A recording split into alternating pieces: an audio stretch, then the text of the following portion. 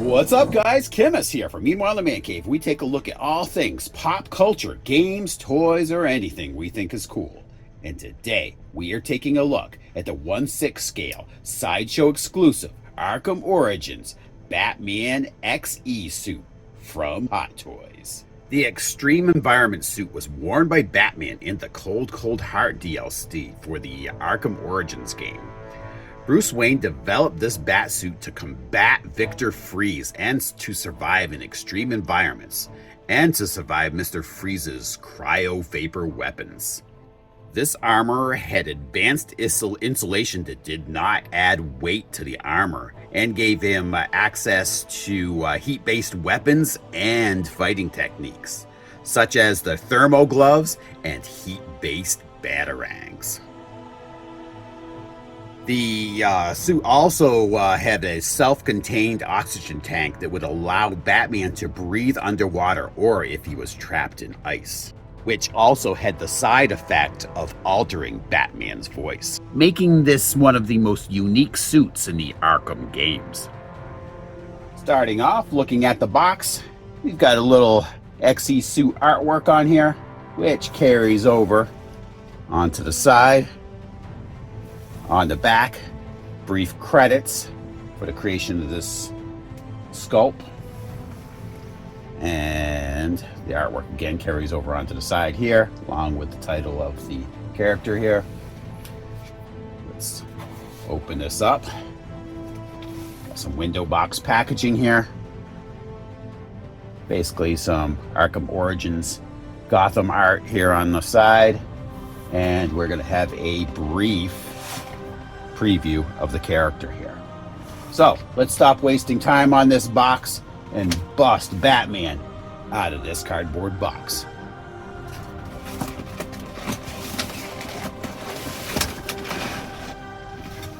All right, we have multiple layers here.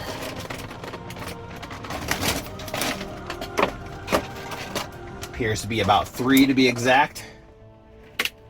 So in the first layer, we got 9 extra hands outside of the ones that are actually on the figure itself, a grappling gun, and 2 batarangs. The bottom layer, an elaborate figure stand, complete with icicles and everything. Some assembly required. And this layer here, we got the figure itself, we got the cryo drill, some extra posts for the hand, and some miscellaneous pieces, probably to the sequencer and the cryo drill, I believe. So let's take a closer look. Starting off, you've got the right and left hand here for holding batarangs.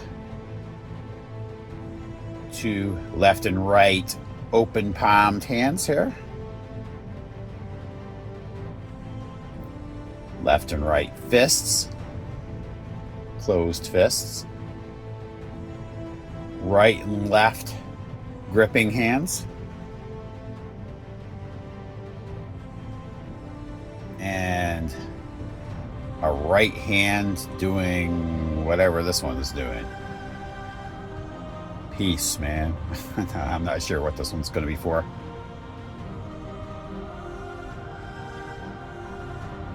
Grappling gun here.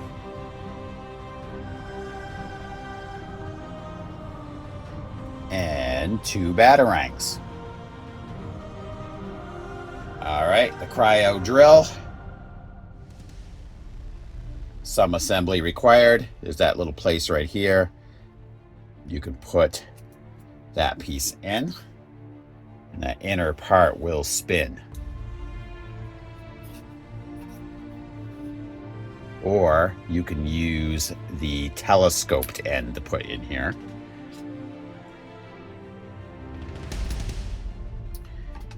As you can see,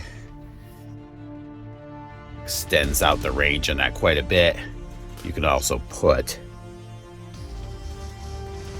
that energy piece up at the top there. And you have the cryptographic sequencer, and there's 2 stickers that you can put on that if you want. Not sure if I'll stick those or not. Probably not. Kind of disappointing that they're stickers and not just like little semi, transparent pieces you could slide into there. That would be a little better. And here he is. The suit looks really cool. With the orange highlights on there. Give him that old school space heater look.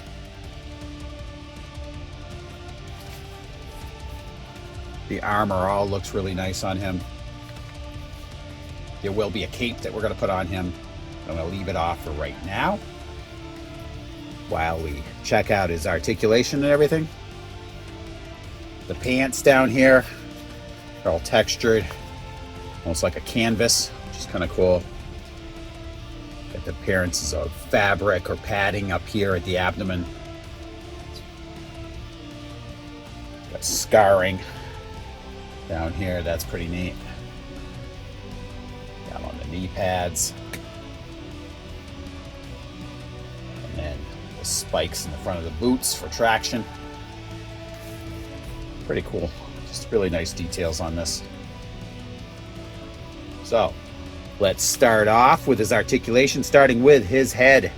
You've obviously got his left and right motion. You've got the tilting here. Not an extreme amount of tilt, but it does have it. Angle the head. Lateral movement.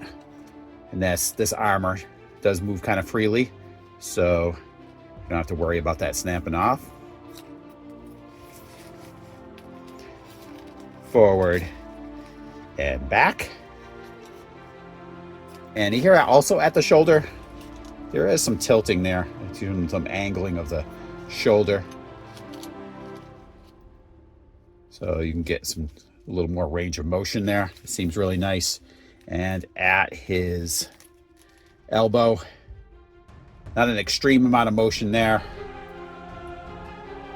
Basically about 90 degrees it appears on that. And down here at the wrist, there is a hinge there for angling that wrist, and as well as tilting that. You're not going to have much abdomen motion here. It does go forward a little bit, but it's not an extreme amount.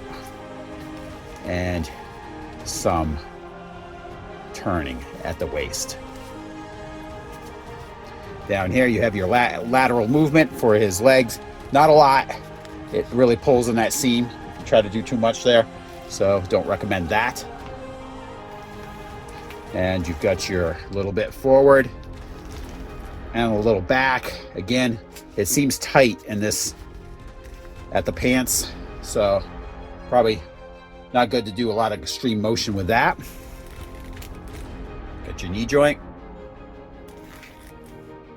And down here at the foot, let's see if we have any motion there. A little bit. Got a little bit of motion there with his foot. Nothing crazy.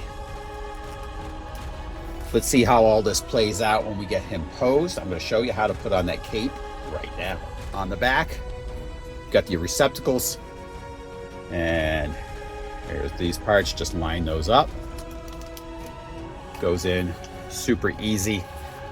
There are wires in this cape, so you can angle it.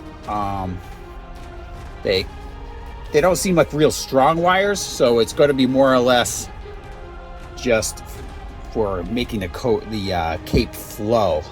I don't know how much extreme motion you're going to get out of it. This is a fairly heavy cape, and the wire that's inside this isn't extremely strong. So we'll see how that all plays out when we get him into some poses here. So let's do that now, and I'm going to let you know what I think. So here he is. Really cool figure as far as I'm concerned. What the figure does lack in dynamic articulation, I feel it more than makes up for in the overall detail of the character. from the different scars and, you know, damage on the armor to the slight weathering. I really like the little details, like the straps holding the armor on. It just looks really cool. One of my favorite Batman armors, I feel. And I specifically got this one to kind of go with my Zack Snyder Batmobile, just because this figure kind of looks very militaristic. So I thought it would look good with that particular Batmobile. Even though I know it doesn't go with it, I don't care. I just wanted it with my display.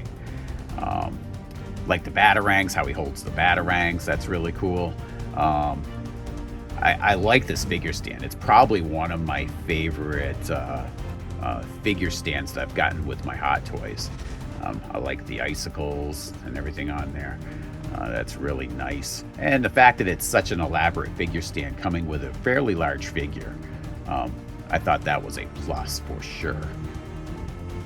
Now, the one thing else I noticed was the fact that he stood really well on his own without the use of actually the crotch stand that it comes with the figure. So that's a really big plus too for this. Some of them you really kind of need to use that figure stand in order to feel like they're you know, stable. You're always worried about them falling over. This guy, I definitely didn't feel that way. I would have made the cape more, the wires in the cape more robust, so you could have been a little more elaborate with the cape posing. So that was a little bit disappointing, but overall, really do like this figure.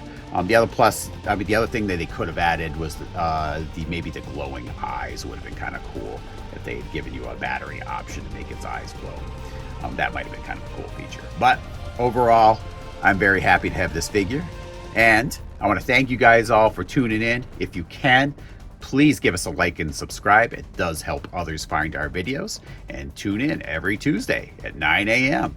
for a brand new episode of Meanwhile in the Man Cave. I'll talk to you guys later.